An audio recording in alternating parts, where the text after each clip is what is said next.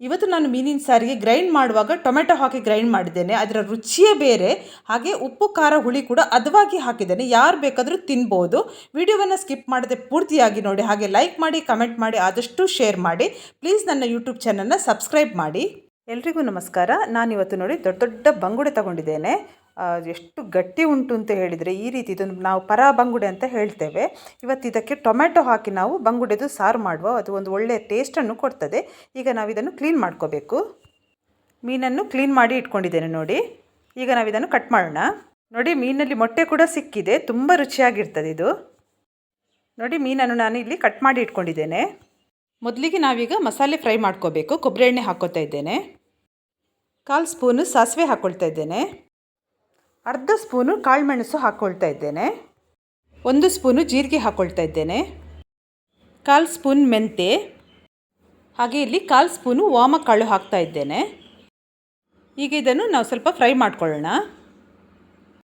ಹಾಗೆ ನಾನಿಲ್ಲಿ 3 ಸ್ಪೂನು ಕೊತ್ತಂಬರಿ ಬೀಜವನ್ನು ಹಾಕ್ತಾ ಇದ್ದೇನೆ. ಇನ್ನು ಇದನ್ನು ನಾವು ಸ್ವಲ್ಪ ಚೆನ್ನಾಗಿ ಫ್ರೈ ಮಾಡ್ಕೊಳ್ಬೇಕು. ಈ ಥರ ಎಣ್ಣೆಯಲ್ಲಿ ಫ್ರೈ ಮಾಡುವಾಗ ಒಳ್ಳೆ ಘಮ ಬರ್ತದೆ. ಈಗ ನಾನು ಮೆಣಸಿನ್ಕಾಯಿ ಹಾಕ್ತಾ ಇದ್ದೇನೆ. 17 ಬ್ಯಾಡಗಿ ಮೆಣಸಿನ್ಕಾಯಿ, 5 ಗಿಡ್ಡೆ ಮೆಣಸಿನ್ಕಾಯಿ ಹಾಕ್ಕೊಂಡಿದ್ದೇನೆ. ಇದನ್ನು ನಾವು ಚೆನ್ನಾಗಿ ಫ್ರೈ ಮಾಡ್ಕೊಳ್ಬೇಕು. ಯಾವಾಗಲೂ ಮೆಣಸಿನ್ಕಾಯಿ ಸ್ವಲ್ಪ ಉಬ್ಬಿ ಬರುವ ತನಕ ಫ್ರೈ ಮಾಡಿದರೆ ತುಂಬ ಚೆನ್ನಾಗಿರ್ತದೆ. ನೋಡಿ, ಚೆನ್ನಾಗಿ ಫ್ರೈ ಆಗಿದೆ. ಈಗ ಫ್ರೈ ಆದದ್ದು ಸಾಕು. ಇಲ್ಲಿ ನಾನು ಹುಣಸೆ ಹಣ್ಣನ್ನು ಹದವಾಗಿ ಹಾಕ್ತಾ ಇದ್ದೇನೆ. ಯಾಕಂದರೆ ಟೊಮೆಟೊ ಹಾಕ್ತೇನೆ ನೋಡಿ, ಅದಕ್ಕೆ. ಹಾಗೆ 1 ಕಪ್ಪು ತೆಂಗಿನಕಾಯಿ ಹಾಕ್ತಾ ಇದ್ದೇನೆ. ಇದಕ್ಕೆ ಈಗ ಸ್ವಲ್ಪ ನಾವು ಅರಿಶಿನ ಹಾಕ್ಕೊಳ್ಬೇಕು. ಮೀನಿಗೆ ಯಾವಾಗಲೂ ಅರಿಶಿನ ತುಂಬ ಮುಖ್ಯ. ಹಾಗೆ ನೋಡಿ, ಇಲ್ಲಿ 1 ಟೊಮೆಟೊವನ್ನು ಕಟ್ ಮಾಡಿ ಇಟ್ಕೊಂಡಿದ್ದೇನೆ, ಅದನ್ನು ಹಾಕ್ತಾ ಇದ್ದೇನೆ. ಅರ್ಧ ಈರುಳ್ಳಿಯನ್ನು ಕಟ್ ಮಾಡಿ ಹಾಕ್ಕೊತಾ ಇದ್ದೇನೆ. ಹಾಗೆ 1 ಸಣ್ಣ ತುಂಡು ಶುಂಠಿ ಹಾಕ್ಕೊಳ್ತಾ ಇದ್ದೇನೆ. 8 ಎಸಳು ಬೆಳ್ಳುಳ್ಳಿ ಹಾಕ್ಕೊಳ್ತಾ ಇದ್ದೇನೆ. ಈಗ ನಾವು ಇದನ್ನು ಸಾಫ್ಟಾಗಿ ಗ್ರೈಂಡ್ ಮಾಡ್ಕೋಬೇಕು. ಮಸಾಲೆ ಸಾಫ್ಟಾಗಿ ಗ್ರೈಂಡ್ ಆಗಿದೆ.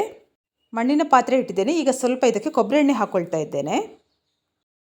ಈಗ ನಾನು ಅರ್ಧ ಈರುಳ್ಳಿ, 1 ತುಂಡು ಶುಂಠಿ, 4 ಹಸಿಮೆಣಸಿನಕಾಯಿಯನ್ನು ಸಣ್ಣ ಸಣ್ಣದಾಗಿ ಕಟ್ ಮಾಡಿ ಹಾಕ್ಕೊಳ್ತಾ ಇದ್ದೇನೆ.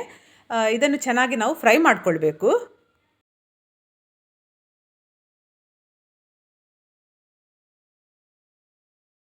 ನಾಲ್ಕು ಹೆಸಳು ಕರಿಬೇವು ಸೊಪ್ಪನ್ನು ಹಾಕ್ತಾ ಇದ್ದೇನೆ. ಇನ್ನು ಇದನ್ನು ನಾವು ಚೆನ್ನಾಗಿ ಫ್ರೈ ಮಾಡ್ಕೊಳ್ಳೋಣ.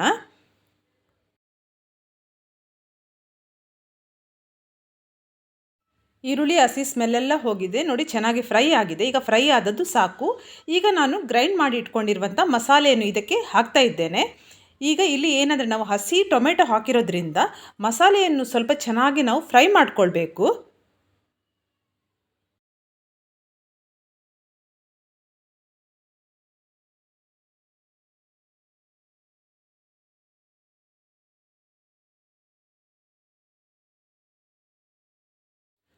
ಈಗ ಇದಕ್ಕೆ ಸ್ವಲ್ಪ ನೀರನ್ನು ಹಾಕ್ಕೊಳ್ಳುವ, ಜಾಸ್ತಿ ಬೇಡ ಹಾಕೋದೀಗ.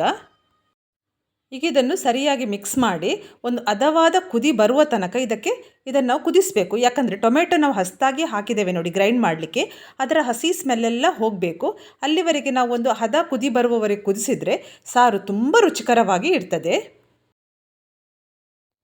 ನೋಡಿ, ಇಷ್ಟು ಕುದಿ ಬಂದರೆ ಸಾಕು. ಈಗ ನಾವು ಇದಕ್ಕೆ ಸ್ವಲ್ಪ ನೀರನ್ನು ಹಾಕಿ ಹದ ಮಾಡಿಕೊಳ್ಬೇಕು.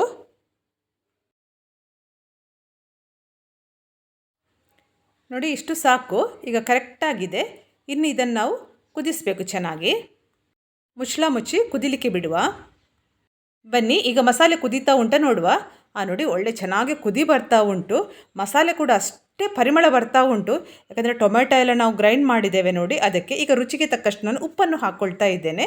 ಉಪ್ಪು ಕರೆಕ್ಟಾಗಿ ನಿಮ್ಮ ರುಚಿಗೆ ಅನುಸಾರವಾಗಿ ನೀವು ಹಾಕ್ಕೋಬೇಕು. ಈಗ ಇದನ್ನು ಸ್ವಲ್ಪ ನಾವು ಮಿಕ್ಸ್ ಮಾಡುವ. ಉಪ್ಪು ಹಾಕಿದ ನಂತರ ಇನ್ನೊಮ್ಮೆ ಇದನ್ನು ನಾವು ಕುದಿಸಬೇಕು. ನೋಡಿ, ಈ ರೀತಿಯಾಗಿ ಕುದಿಬೇಕು ನೋಡಿ. ಈಗ ನಾನು ಕ್ಲೀನ್ ಮಾಡಿ ಇಟ್ಕೊಂಡಿರುವಂಥ ಮೀನನ್ನು ಹಾಕ್ತಾ ಇದ್ದೇನೆ. ಇದು ತುಂಬ ದೊಡ್ಡ ಬಂಗುಡೆ. ನಮ್ಮ ಮಂಗಳೂರಲ್ಲಿ ಇದಕ್ಕೆ ಪರ ಬಂಗುಡೆ ಅಂತ ನಾವು ಹೇಳ್ತೇವೆ. ರುಚಿ ಕೂಡ ಜಾಸ್ತಿ, ಮತ್ತು ಮೊಟ್ಟೆ ಇದೆ ನೋಡಿ. ಅಂಥ ಮೀನು ಯಾವಾಗಲೂ ತುಂಬ ರುಚಿ. ಮತ್ತು ಇವತ್ತು ಮಾಡಿರೋ ಮೀನಿನ ಸಾರು ನಾನು ತುಂಬ ಖಾರ, ತುಂಬ ಹುಳಿ ಆಗಿ ಮಾಡಿಲ್ಲ, ಹದವಾಗಿ ಮಾಡಿದ್ದೇನೆ. ಯಾರು ಬೇಕಾದರೂ ತಿನ್ಬೋದು. ಯಾಕಂದರೆ ಟೊಮೆಟೊ ಗ್ರೈಂಡ್ ಮಾಡುವಾಗ ಹಾಕಿದ್ದೇವೆಲ್ಲ, ಇದರದ್ದು ರುಚಿ ಬೇರೆ ಥರನೇ ಇರ್ತದೆ. ಇನ್ನು ನೋಡಿ, ಮೊಟ್ಟೆ ಕೂಡ ಹಾಕ್ತಾ ಇದ್ದೇನೆ. ಮೊಟ್ಟೆ ಸಿಕ್ಕಿದ್ರೆ ಅಂತ ಅಷ್ಟು ಚೆನ್ನಾಗಿರ್ತದೆ. ಈಗ ಮುಚ್ಚಳ ಮುಚ್ಚಿ ಬೇಯಲಿಕ್ಕೆ ಬಿಡುವ.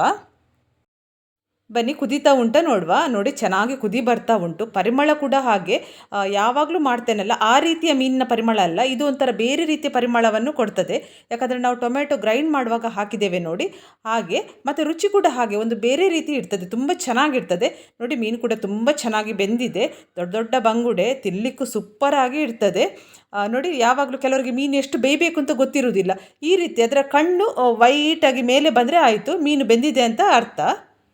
ಮತ್ತು ಈ ರೀತಿದೊಂದು ಮೀನು ಸಾರು ಮಾಡುವಾಗ ನಮಗೆ ಒಂದು ನೀರು ದೋಸೆ ಆಗಲಿ, ಅಕ್ಕಿ ರೊಟ್ಟಿ, ಪುಂಡಿ, ಮತ್ತು ನಮ್ಮ ಮಂಗಳೂರಲ್ಲಿ ಒಂದು ಬಾಳೆ ಎಲೆಯಲ್ಲಿ ಒಂದು ತಟ್ಟಿ ಮಾಡ್ತೇವೆ, ಆ ರೀತಿ ಸೇಮೆ ದಡ್ಡೆ, ಇಡ್ಲಿಗೆಲ್ಲ ಇದು ಫಸ್ಟ್ ಕ್ಲಾಸ್ ಆದ ಒಂದು ಕಾಂಬಿನೇಷನ್. ತುಂಬ ಚೆನ್ನಾಗಿರ್ತದೆ. ಮತ್ತು ಕುಚ್ಚಲಕ್ಕಿಗೂ ಸೂಪರ್ ಆಗಿರ್ತದೆ, ವೈಟ್ ರೈಸಿಗೂ ಚೆನ್ನಾಗಿರ್ತದೆ. ರಾಗಿ ಮುದ್ದೆಗಂತೂ ನನಗೆ ತುಂಬ ಅಂದರೆ ತುಂಬ ಇಷ್ಟ. ನೋಡಿ ನಿಮಗೆ ಗೊತ್ತಾಗ್ತದೆ ಇವತ್ತಿನ ಮೀನು ಸಾರು ನೋಡಿದರೆ ತುಂಬ ಚೆನ್ನಾಗಿ ಆಗಿದೆ ಅಂತ. ಖಂಡಿತ ನೀವು ಮನೇಲಿ ಒಮ್ಮೆ ಇದನ್ನು ಟ್ರೈ ಮಾಡಿ.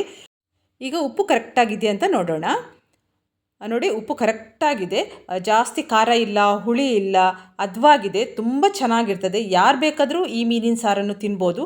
ಯಾಕಂದರೆ ಕೆಲವರು ತುಂಬ ಖಾರ ಹುಳಿ ಎಲ್ಲ ಇಷ್ಟಪಡಲ್ಲ, ಅಂಥವರಿಗೆ ಒಂದು ಏಳಿ ಮಾಡಿದಂಥ ಒಂದು ಮೀನಿನ ಸಾರು ಇದು. ನೋಡಿ ಚೆನ್ನಾಗಿ ಕುದ್ದಿದೆ, ಕುದ್ದದ್ದು ಸಾಕು ಈಗ ಇದು.